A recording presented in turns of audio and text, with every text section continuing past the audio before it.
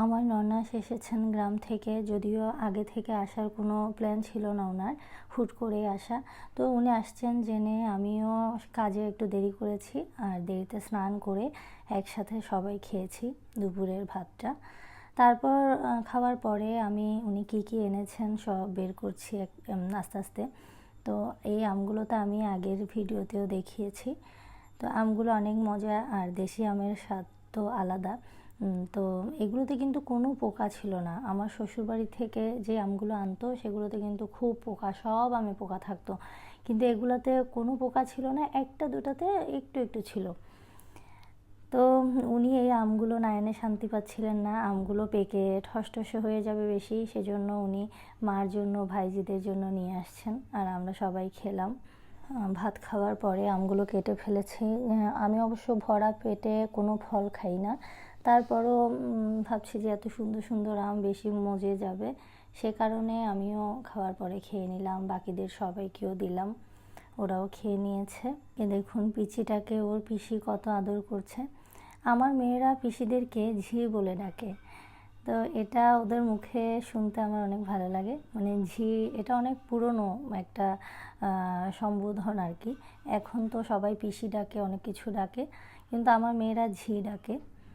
তো কী কী এনেছে আমি আপনাদেরকে দেখাই, যদিও একটু আগে ভিডিও করছিলাম আমি, এরপরে আমার ভাগ্নি ভিডিও করে দিচ্ছিল যেহেতু আমি পারছিলাম না।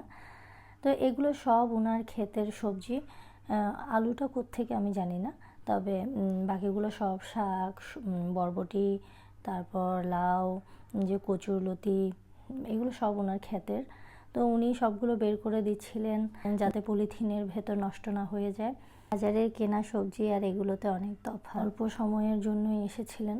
আচ্ছা, পেজ রিলেটেড বা আইডি রিলেটেড কিছু জানার জন্য অনেকেই আগ্রহী, অনেকে আমাকে মেসেঞ্জারে মেসেজ করেছেন, কিন্তু আমি পারছিলাম না বিধায় আমি আবার এটা নিয়ে একটা পোস্ট করেছি। পোস্টে অনেকে রেসপন্স করেছেন, কিন্তু যেটা বলছিলাম যে অনেকেই যারা মেসেঞ্জারে মেসেজ করেছেন এবং পোস্টে রেসপন্স করেছেন, এর বাইরেও অনেকে আছে যারা জানতে চান। আমি সেটা অনুমান করতে পারি অনেক কিছু থেকে। আসলে এমনও দেখা গেছে আমি ভিডিও করতাম, আমি পোস্ট করতাম, এগুলো তাদের তখন ভালো লাগতো না, এখন কিন্তু ওরা নিজেরাই ভিডিও করে পোস্ট করে।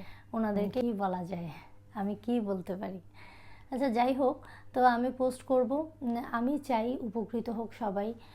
আর একবার যেহেতু টাকা পেয়ে গেছি, এরপরে আমার আর টাকা পাওয়ার কোনো, সেটা বিশ্বাস করবেন কিনা জানি না, মানে আমি এই মুহূর্তের কথা বলছি, সময়ও পরিবর্তনশীল, ইচ্ছেও পরিবর্তনশীল, সব কিছু পাল্টায়।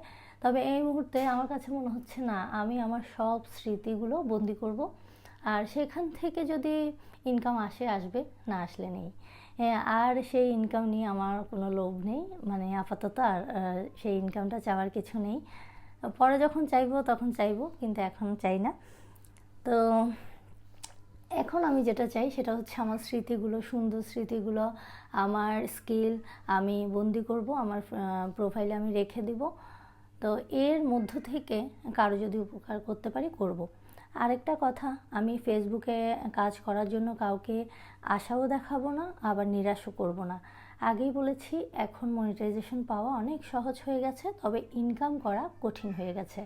এরপর সিদ্ধান্ত আপনি নেবেন। আর আমি যে পোস্টে নিয়মকানুনগুলো বলবো বলেছি, আমার যা জানা আছে আমি সব বলবো, আশা করি ধারাবাহিকভাবে বলবো। আর আপনাদের জানার থাকলে কমেন্টে রেসপন্স করবেন। টাটা।